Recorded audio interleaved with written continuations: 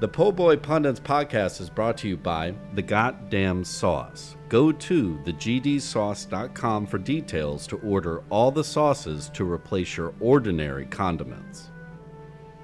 Pulpery Media presents PoBoy Pundits with your hosts, Brock and Ben. This is where we discuss the political headlines that grab our attention and all those little jerks that infuriate us. The government's shut down now. No national parks, right? There's a whole bunch of shit. I mean, essentially all federal services stop. But again, that's not you can't just say that. It's that a Republican supermajority correct allowed the government to shut down. All three. Right. All three of them. As much as they want to go, well, the Democrats aren't working with us. You don't need the Democrats to work with you. Right. You can pass government funding without one Democratic vote. Correct. In the House or the Senate. Exactly. And guess what? Nothing's happening. Well, they should have done this with the big beautiful bill. I don't know why they hemmed and hawed about that. Yeah. And then ultimately caved. Well, because apparently in the last week, Chuck Schumer's balls finally descended. It's about fucking time. Right. It took this. Like, what did he need to see between then and now that he didn't already know prior to that? That, I mean, like... when they passed the big beautiful bill. Now he's finally like... I mean, that's not quite the $64,000 question, but, it's... I think a lot of people are kind of questioning that of, like... And particularly the progressive Democrats are going, like, about fucking time. Right. But, like, in this case, I think, it probably has to be one... Now, again, Schumer and Jeffries, for that matter, could still fuck this up. Oh, no, they will find a way to fuck it up. And not messaging it right. But I think finally somebody broke through to Chuck Schumer's brain of going, like, they don't need you to keep the government going. Right. At all. So, like, you all can, like you said, hem and haw all you want. And if they let it shut down, that's entirely on them. Yes. Now, the GOP's banking on that they can blame it on the Democrats. For not voting with them. Correct. We got this, here it is, government spending, here we go. They don't want to vote on it. And you know what that's also so that they can deflect that within their party, they can't agree on government spending. Exactly. I forgot what I was going to say now. Mike Johnson and everybody else's talking point about that is the Democrats want to give free health care to illegal aliens. Right, which of course is not possible. That's why the Democrats are saying no, because they want to give health care to illegals. Yeah, and which everybody's calling him out on that. Right, to because his face. I mean, that's not possible. Correct, but that's the excuse. Right. That's the excuse. Exactly. That's the GOP talking point. And then all the Democrats have to come out and say is that we just wanted to make sure that for lawful citizens, American citizens, your Medicaid, Medicare, and Social Security are protected. That's it. Yeah. End of story. Which, I mean, and maybe that's kind of the thing is that they finally realized, like, oh, we don't have to do this convoluted messaging around this of like, no, we just want to protect your rights. That's it. We don't need to say anymore. Imagine how simple that is. Yeah. And somebody, like you said, somebody finally realized, like, here we go. Well, this is what we're trying to do. Fuck all the other bullshit and, like, bells and whistles and, hey, look over here. And no, this is what we're trying to do. We've talked about this before. I mean, over the years, but that's what the GOP used to be. They were and have been, I think, up until Trump or second Trump, in that they were always able to message it very simple. Right. And then, again, it was like, well, we're pro-life. And then that backs the Democrats into the corner of being like, well, we're pro-abortion. And going like, no, you don't say that. No, you say right. we're pro-rights. Like, but they don't do that. Their messaging is terrible. Right. And then they get into these long-winded explanations. Right. And like now it's like, well, this is it's the whole justifications about all of that. Yeah, no, which I is don't this do is all like, that. no, we're trying to protect you. Yep. That's it. the three things we hear every American hear legally. And if the more you get Mike Johnson out trying to explain things, right, the worse it's gonna get. He's fucking horrible at it because he's the fucking smirk on his face. He looks like he's the condescension. Yeah, which drips off of him. James, I saw a James Carville clip where he's trying to explain to the rest of America who Mike Johnson is and where he comes from, and he's like, so he was from Shreveport. Shreveport was essentially too black, so he moves to Bossier.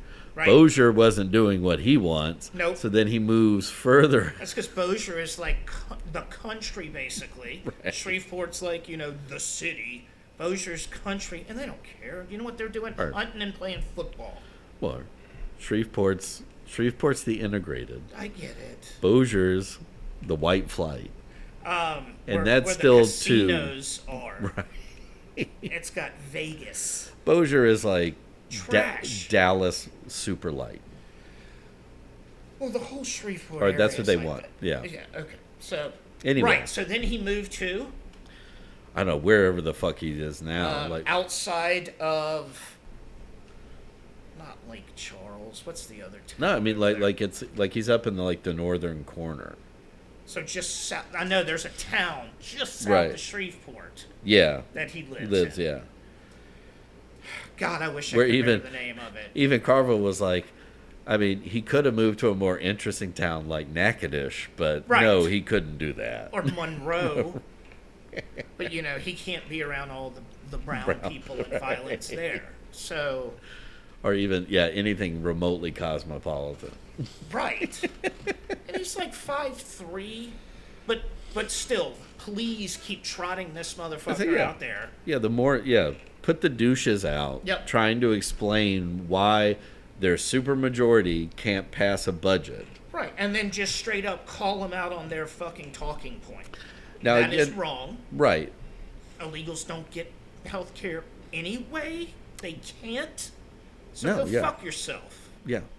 I mean, it's not possible. His answer is all of their first response is something along the lines of, what a ridiculous question you're asking me. Yeah. Caroline Leavitt, the press secretary, is really good about that, too. Yeah. At any rate, we just went down a MAGA rabbit hole. Well, but... So these cocksuckers, this long-winded conversation here. I mean, that's what we do. Yeah, I know.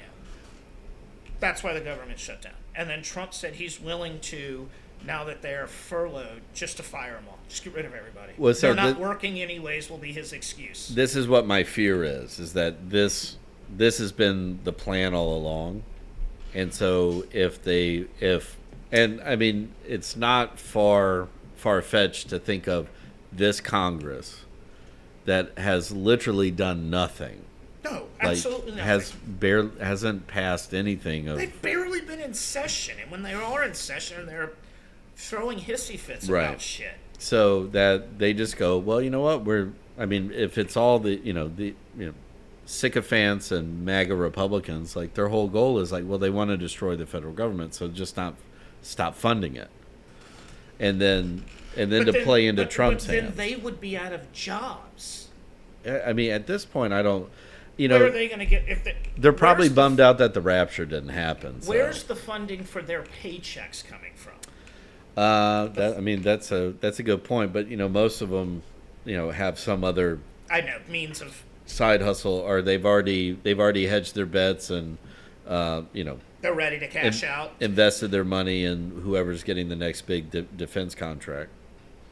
Oh, right. And they all had Elon Musk's dick in their mouth too. Correct. So yeah. He's probably. Even though he's slunk his way, crawled his way back into his hole. Yeah.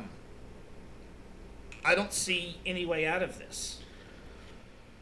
No, I mean I don't. Yeah, because I'm